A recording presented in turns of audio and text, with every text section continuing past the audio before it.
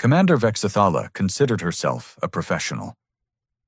23 years climbing the ranks of the Hegemony Enforcement Division had taught her that authority meant nothing without the willingness to demonstrate it. So when the scruffy human in maintenance coveralls had the audacity to question her inspection protocol, she did what any reasonable Kitharan officer would do.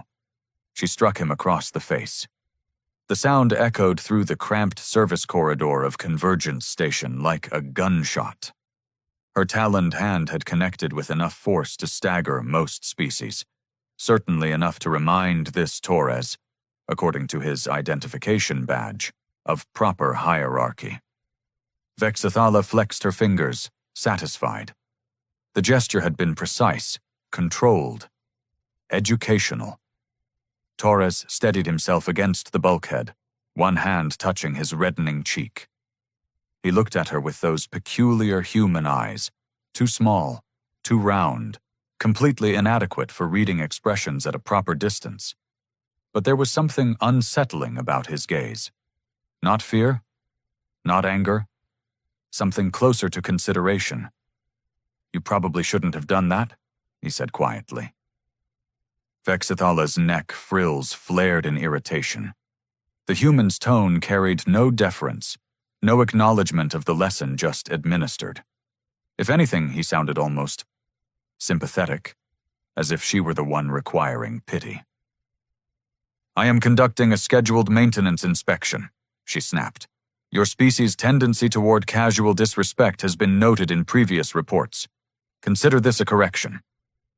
Torres wiped a thin line of green blood from his lip. Human blood, she remembered, was red, but station regulations required anticoagulants that turned everything that unpleasant shade. He examined the stain on his fingers with the sort of detached interest one might show a particularly fascinating insect. "Fair enough," he said, "though you might want to review the cultural exchange protocols." Section 12, subsection 47. The part about reciprocity customs. Over 97% of viewers here are watching without subscribing. Don't be one of them. Hit that subscribe button right now and join the journey. Every click helps us grow stronger, and you'll never miss the next epic story. "I am not required to memorize the neuroses of every species we encounter," Vexithala replied, though something about his casual tone made her stomach tighten. "Particularly not those of a species barely advanced enough to maintain basic station systems." Torres nodded as if she'd made a reasonable point. "Well, I should probably get back to work. These atmospheric processors don't maintain themselves." He paused, studying her face. "Though I'd recommend staying close to the station for the next few days.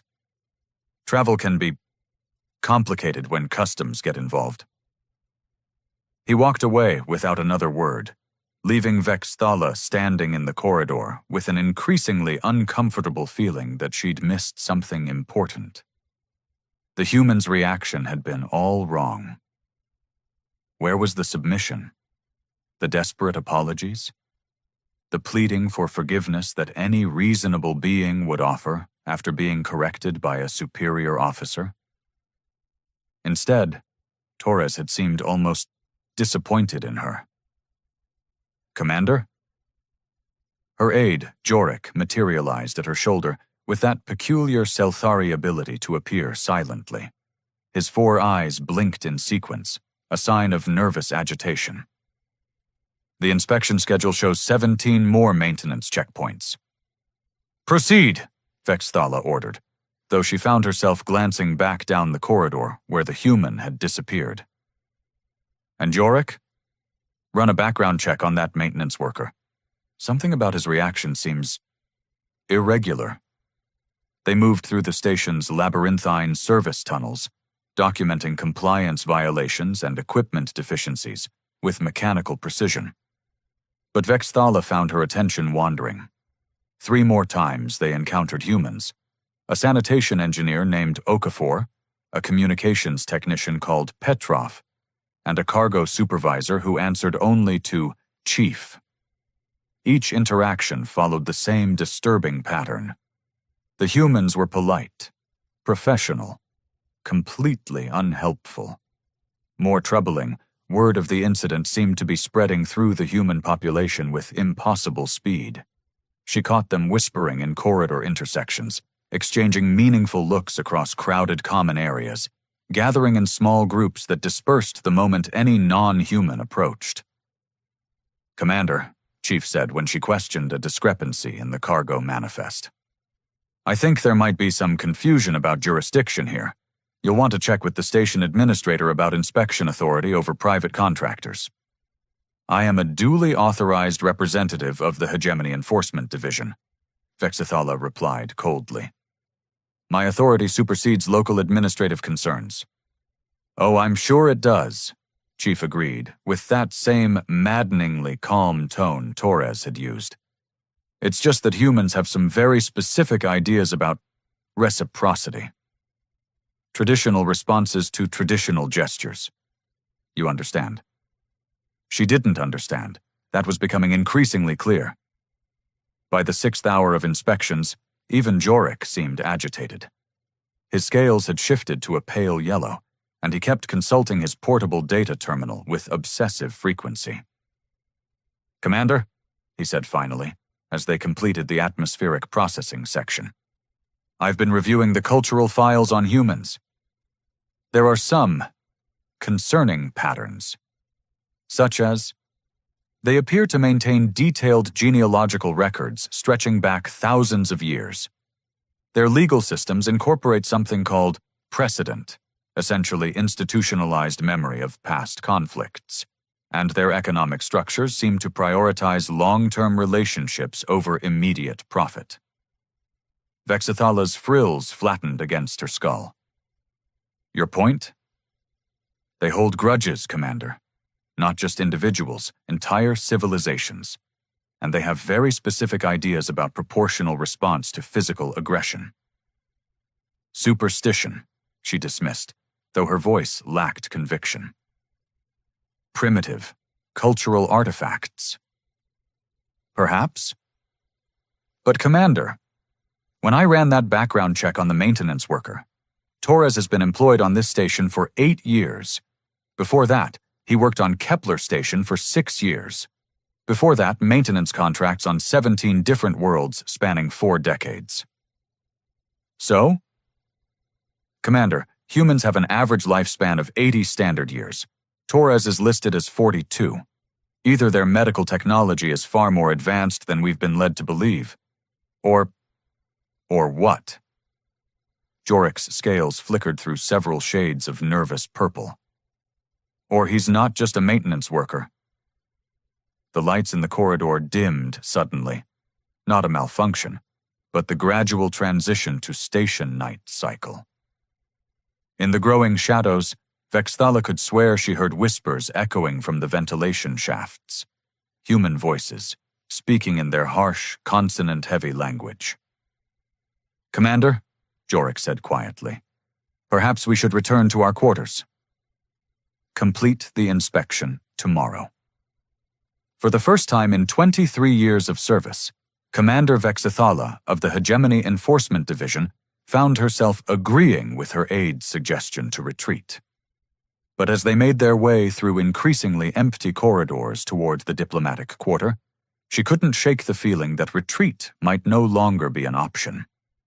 Behind them, echoing through the station's vast mechanical heart, she heard the sound of humans quietly going about their work. The emergency session of the Convergence Council convened at 0300 station time, which told Vexithala everything she needed to know about the severity of whatever she'd stumbled into. Counselors didn't drag themselves from comfortable beds for minor diplomatic incidents. "Explain to me," said High Arbiter Zenthkar, her voice carrying the particular exhaustion of someone who dealt with this exact problem before. How a routine inspection escalated into a Code 7 cultural violation. Vexithala straightened in the defendant's chair, keenly aware that 12 different species were staring at her with expressions ranging from incredulous to openly hostile. The Trilaxian representatives' breathing slits were flaring with barely contained rage, while the crystalline Vorthon delegates' entire structure pulsed an angry orange. I administered appropriate corrective action to a subordinate who questioned established protocol, she replied. Standard enforcement procedure. Against a human, the Trilaxian hissed. Do you have any concept of what you've done? Enlighten me. The council chamber fell silent, except for the soft humming of translation matrices working overtime.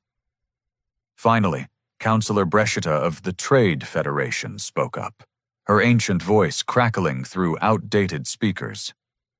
Child, she said, and the condescension in that single word made Vexithala's talons curl. How long do you believe humans have been part of galactic civilization? Approximately 60 standard years, Vexthala replied confidently. First contact was established during the Rigel expansion. Several counselors exchanged glances that might have been amusement if the situation weren't so dire. Show her the Kastari incident files, Breshita ordered. A holographic display materialized in the center of the chamber, showing star charts that dated back nearly 3 centuries. Vexithala studied the familiar constellation patterns, noting trade routes and colony markers she recognized from academy training. The Kastari were a warrior species, Councillor Dexhai explained, his gill slits fluttering with what might have been nervousness. Proud, aggressive, they specialized in what humans call protection rackets, pay tribute or face consequences. I'm familiar with the Kastari, Vexthala said impatiently. They went extinct during the plague years. Did they? The Trilaxian's laugh was bitter. Look closer at the timeline. The display shifted, showing a detailed breakdown of the Kastari system's final decades. Vexithala watched economic data stream past. Trade agreements, military contracts, resource allocations. Everything appeared normal until the last 50 years, when patterns began shifting in subtle but unmistakable ways. Humans appeared in Kastari space as independent contractors, Dexhai continued. Maintenance specialists, communications technicians, cargo handlers, always useful, never threatening, always willing to work for reasonable prices. The Kastari leadership found them convenient, Breshita added, reliable, efficient, so efficient that they gradually replaced most of their domestic workforce with human alternatives. Vexthala felt something cold settling in her stomach. And then a Kastari officer named Grekthul struck a human worker during a cargo inspection, claimed it was standard disciplinary protocol. The holographic display zoomed in on a specific date, showing economic indicators that had remained stable for decades suddenly beginning to fluctuate. Trade agreements marked as under review, military supply contracts experiencing processing delays, communication networks suffering from technical difficulties.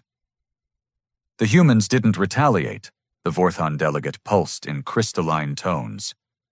They simply stepped back, politely declined contract renewals, apologetically explained that their services were needed elsewhere. Within 6 months, the Kastari economy collapsed, Dexhai said quietly. Their military couldn't maintain equipment that required human-manufactured components. Their communications network failed when human technicians weren't available for repairs. Their trade routes became unviable when human pilots refused cargo contracts. But the plague, Vexithala began. There was no plague, Breshta interrupted. The Kastari civilization simply ceased to function. Oh, the individuals survived. Most of them emigrated to other systems, found work with species that maintained better relationships with human contractors. But their government, their military, their entire social structure? Gone. Vexthala stared at the display, watching decades of careful integration reversed in a matter of months. The efficiency was terrifying in its completeness. The humans called it economic divorce, the Trilaxian added. Very clean, very civilized. No violence required when your opponents have become dependent on your goodwill for basic survival. That's impossible, Vexthala protested. One species couldn't possibly integrate so thoroughly into— Check the employment records, Counselor Marintok suggested. Her species communicated primarily through pheromone clouds, but the translation matrix converted her chemical emissions into recognizable speech patterns. For any major trade route, military installation, or industrial complex in the galaxy, count the humans. Jorik, who had remained silent throughout the proceedings, activated his portable terminal and began cross-referencing data. His scales cycled through increasingly alarmed shades of purple as information scrolled past. "Commander," he whispered, "humans comprise 47% of the maintenance workforce on hegemony military vessels, 62% of communication specialists on civilian trade routes, 83% of deep space cargo pilots." "They're everywhere," Vexthala breathed. "Now you begin to understand," Breshta said with satisfaction. "Humans don't conquer through superior firepower. They integrate. They become indispensable. And then, when someone makes the mistake of treating them as expendable, they demonstrate exactly how essential they've become," the Trilaxian finished. "The Mordek Consortium learned this lesson 40 years ago. The Scythian Empire discovered it 30 years ago. The crystalline hegemony found out 20 years ago. What happened to those civilizations?" "They adapted," Dexhai replied. "Quickly. The smart ones issued immediate apologies and implemented comprehensive cultural sensitivity protocols. The stubborn ones— well, let's just say that several former military powers are now primarily agricultural societies." Vexthala's frills flattened completely against her skull. "You're telling me that humans have systematically dismantled every civilization that crossed them?" "Not dismantled," Breshta corrected. "Rebalanced. Humans seem to believe that consequences should be proportional to actions. Strike one of their people, lose access to their services until proper restitution is made." "What kind of restitution?" The council chamber fell silent again. Finally, the Vorthon delegate pulsed a deep, ominous red. "That," he said, "depends entirely on human customs regarding reciprocity. And based on historical precedent, Commander Vexthala, I suspect you're about to receive a very thorough education in human expectations." Outside the council chamber, through reinforced transparasteel viewports, Vexthala could see human workers moving through the station's corridors with their usual quiet efficiency. But now their presence felt different. Less like convenient labor, more like an occupying force that had never bothered to announce itself. The first sign that her world was unraveling came disguised as a routine banking notification. Vexthala stood in her quarters at 0647 station time, staring at her personal account display with the sort of bewildered focus usually reserved for particularly incomprehensible alien art. According to the screen, her financial assets had been frozen pending verification of transaction authenticity. "Jorik," she called, and her aide appeared with characteristic Selthari promptness, though his scales were cycling through shades she'd never seen before, a kind of panicked chartreuse. "Commander, we have a problem," he announced, then paused as he noticed her expression. "Several problems, actually. My accounts are frozen, yes, along with your ship's operating permits, your diplomatic credentials, and your authorization to access hegemony communication networks." Jorik consulted his terminal with hands that trembled slightly. "The freezes appear to be legitimate, routed through proper bureaucratic channels, but the speed of implementation suggests coordination." Vexthala activated her communication array, intending to contact Hegemony Command directly. The screen flickered to life, displayed a cheerful, service temporarily unavailable message, then went dark. The communication array is maintained by Petrov, Jorik said quietly. The human we encountered yesterday. Fix it. I tried. He's currently listed as unavailable for non-emergency repairs. When I asked what constituted an emergency, his supervisor, another human, suggested I consult the station's cultural liaison officer. And the cultural liaison officer is Torres. Vexathala's claws extended involuntarily, scoring deep gouges in the metal surface of her desk. The symmetry was almost insulting in its perfection. What about transportation? Surely they can't prevent us from simply leaving the station. Jorik's scales shifted to a color that might charitably be described as impending doom yellow. Your ship has been grounded pending completion of mandatory safety inspections. The inspection crew is entirely human. They've identified 47 separate violations that require immediate attention. 47? Including improper calibration of atmospheric processing units, inadequate maintenance of gravitational field generators, and failure to update communication protocols to current galactic standards. Jorik paused. All repairs require parts that can only be obtained from human suppliers, who are presumably unavailable. Indefinitely. Vexthala began pacing, her talons clicking against the deck plating in an increasingly agitated rhythm. This is absurd. We're dealing with maintenance workers and cargo handlers, not a coordinated military response. Actually, Commander, I've been analyzing the pattern of our difficulties. Jorik activated a holographic display showing the station's organizational chart. Every human we've encountered holds what appears to be a mundane position. But look at the interconnections. The display shifted, highlighting the web of dependencies between different station systems. Torres didn't just maintain atmospheric processors. He maintained the atmospheric processors that supplied air to the diplomatic quarters. Petrov didn't just handle communications. He handled the communications array that connected to the hegemony military network. Okafor didn't just manage waste disposal. He managed the waste disposal systems that kept the station habitable. They're not just workers, Vexthala realized. They're choke points. Every critical system on this station either depends on human expertise or human-manufactured components, Jorik confirmed. And based on the historical examples we learned about yesterday, this pattern extends far beyond Convergence Station. As if summoned by their conversation, Vexathala's door chimed. She opened it to find a human woman she didn't recognize.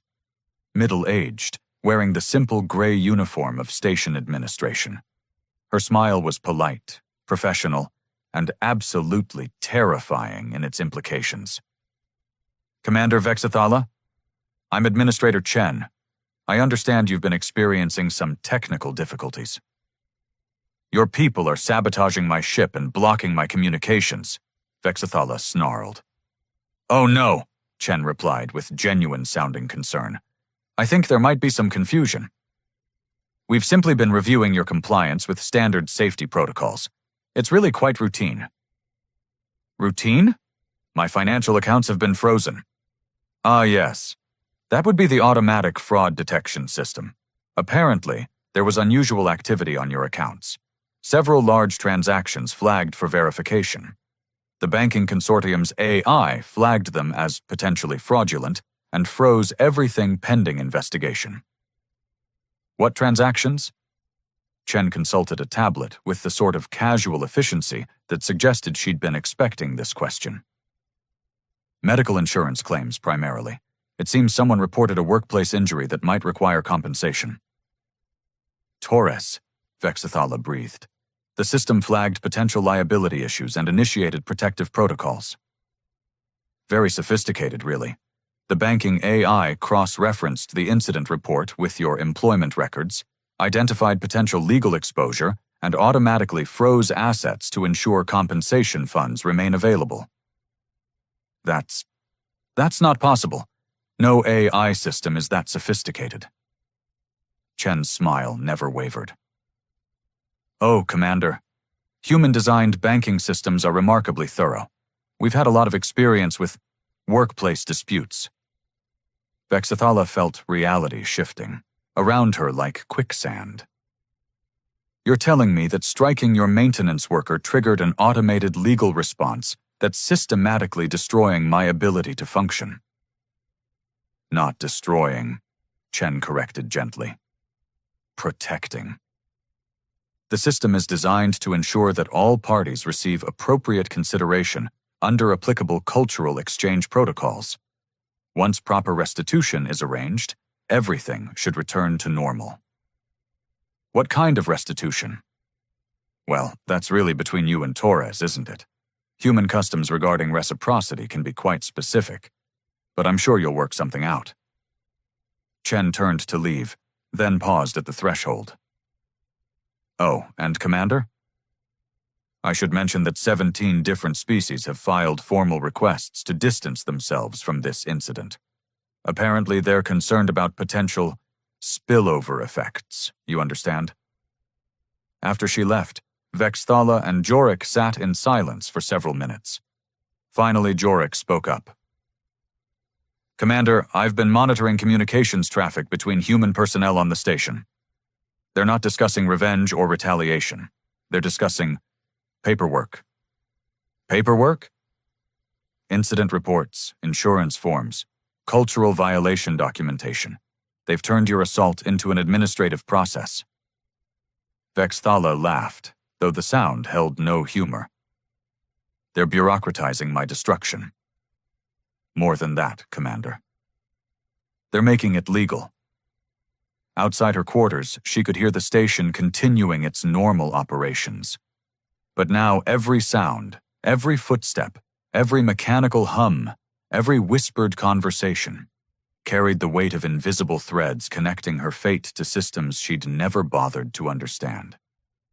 She was trapped in a web she hadn't even known existed, and the spiders were filing paperwork. The delegation from the Catheran hegemony arrived precisely 72 hours after the incident, which would have been impressive efficiency if Vexthala hadn't spent those same 72 hours learning exactly how fast human communications networks could operate when properly motivated. Fleet Commander Yexneth stepped off the transport with the kind of grim determination usually reserved for funeral rites. Behind him followed a retinue of legal advisors, cultural specialists, and, most ominously, a representative from the hegemony's economic planning division. Commander Vexathala, Yexneth said without preamble, you will accompany us immediately. Sir, I can explain. Explain? Yexneth's laugh was harsh enough to etch metal. Do you have any comprehension of what your explanation has cost us? 17 major defense contracts voided overnight. Our primary starship manufacturer reporting supply chain disruptions that could last months. 3 separate colonies requesting emergency assistance because their life support technicians have suddenly developed scheduling conflicts. Vexthala felt her frills flatten. Sir, surely, diplomatic channels? Diplomatic channels? The economic planning representative stepped forward. A pale, nervous-looking Catheran whose scales had permanently faded to the color of old fear. Commander, humans don't use diplomatic channels. They use market forces. Do you know what percentage of our industrial base depends on human-supplied components? She didn't want to know, but his expression suggested he was going to tell her anyway. 74%, he continued. 74% of everything we build, maintain, or operate requires parts, expertise, or raw materials that pass through human-controlled supply chains at some point. And they've just politely informed us that our reliability rating has been adjusted. What does that mean? It means, Yexneth said with deadly quiet, that every human contractor, supplier, and service provider in the galaxy now considers the Catheran hegemony a high-risk client. Our shipping costs have tripled, our insurance premiums have quadrupled, and every single human we've dealt with for the past 50 years has suddenly remembered urgent commitments elsewhere. Vexthala stared at the delegation, realization dawning like a particularly unpleasant sunrise. "You're not here to extract me?" "No, Commander. We're here to deliver you." The meeting room they escorted her to was spartanly furnished. A single table, 2 chairs, and Torres sitting in one of them. He looked exactly as he had 3 days ago, unremarkable, patient, and quietly competent. The only difference was the formal document folder resting on the table in front of him. "Commander," he said politely as she entered, "please, sit down." Yexeneth and his retinue remained standing along the walls like an honor guard at an execution. The economic planning representative kept consulting his tablet and making small, distressed sounds. "I understand you've been having some difficulties," Torres continued conversationally. "Banking issues, transport problems, communication blackouts. Inconvenient, I'm sure." "What do you want?" Vexithala demanded. "Want?" Torres seemed genuinely puzzled by the question. "Commander, this isn't about what I want. This is about balance." He opened the folder and withdrew a single sheet of paper. Actual physical paper, she noted, which somehow made the gesture more unsettling than any holographic display could have managed. "Human customs regarding reciprocity are quite straightforward," he explained. "Violence offered requires violence received, but we found that direct retaliation tends to escalate unnecessarily. So we prefer equivalent exchange." "Meaning?" "You struck me in the performance of my duties. Under human law, that constitutes assault on a civilian contractor operating under diplomatic immunity. The prescribed penalty is either monetary compensation equal to projected lost income, or—" He paused, consulting the document. "Traditional justice." "Which involves—" Torres looked up, at Yexeneth, who had gone very still. "Fleet Commander? Would you like to explain, or shall I?" Yexeneth's voice was barely above a whisper. Traditional human justice for assault is proportional physical retaliation administered by the injured party or their designated representative. But, Torres added helpfully, human customs also recognize the concept of substitutional justice. If the injured party agrees, responsibility can be transferred to the offender's governing authority. The pieces clicked together in Vexthala's mind with crystalline clarity. "My government is offering to execute me." "Not execute," Torres corrected. "Justice. There's a difference. Your people chose this solution themselves. We simply presented the options." "This is insane," she protested. "All of this over a single slap?" "Commander," Torres said, and for the first time his voice carried something other than professional courtesy. Something that might have been pity. "You didn't just strike me. You struck a human being in front of witnesses while representing a government that depends on human goodwill for its basic survival. Did you think there wouldn't be consequences?" He stood and walked to the viewport, gazing out at the stars beyond the station. "My species learned something important during our early years in space. We're not the strongest, we're not the fastest, we're not the smartest or the most technologically advanced, but we are patient and we are thorough, and we never ever forget." "So you destroyed entire civilizations out of spite?" "We didn't destroy anything," Torres replied quietly. "We simply withdrew our consent to be victims. Every species that lost power lost it because they'd become dependent on treating us as expendable. When we stopped being expendable, they discovered how much they actually needed us." He returned to his seat and picked up a pen. Another archaic affectation that somehow made the moment more ceremonial. "Your government has 3 options, Commander. They can pay compensation equal to the projected economic damage caused by this incident, approximately 2 billion credits. They can accept full responsibility and implement comprehensive cultural sensitivity protocols across their entire military structure. Or ... quote. Or they can give you my head. Literally or figuratively, we're flexible about implementation. Yexneth stepped forward, his expression carved from stone. The hegemony chooses the third option. Torres nodded and made a notation on his document. I'll need that in writing, signed by proper authority. Already prepared. The fleet commander produced an official seal and pressed it to the bottom of a formal execution order. The wax was still warm. Vexithala felt a strange calm settling over her as she watched her superior officers complete the paperwork that would end her life. There was something almost admirable about the efficiency of it all. Commander Vexithala, Torres said as the legal formalities concluded. I want you to understand something. This isn't personal. This is educational. For whom? For everyone watching. Your death, however it's implemented, will serve as a reminder that humans are no longer willing to accept casual violence as the cost of doing business in galactic society. He stood and collected his papers. Though I should mention, human customs do include provisions for mercy. If your government had simply apologized and implemented proper protocols, none of this would have been necessary.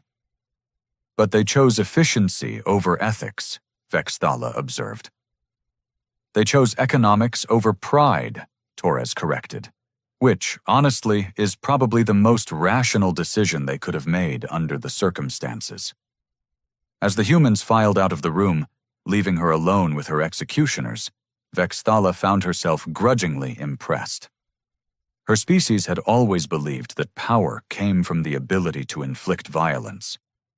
But humans had discovered something far more sophisticated. Power came from making violence unnecessary. They'd turned their greatest weakness, being individually vulnerable, into an unassailable strength by making themselves collectively indispensable. And now, anyone who threatened a human wasn't just attacking an individual. They were attacking the foundation of galactic civilization itself. The irony was exquisite. In trying to demonstrate her authority over a single human, she'd given humanity the perfect opportunity to demonstrate their authority over everyone else. Outside the viewport, human cargo ships continued their routes between the stars, carrying the components and expertise that kept 1,000 worlds functioning. And on each ship, in each maintenance bay, in each communication array, humans went about their work with quiet competence, secure in the knowledge that their safety was now guaranteed not by superior firepower, but by superior integration. They'd made themselves the nervous system of galactic civilization. And nervous systems, Vexithala reflected as her executioners approached, were remarkably difficult to damage without destroying the entire organism. Quite clever, really.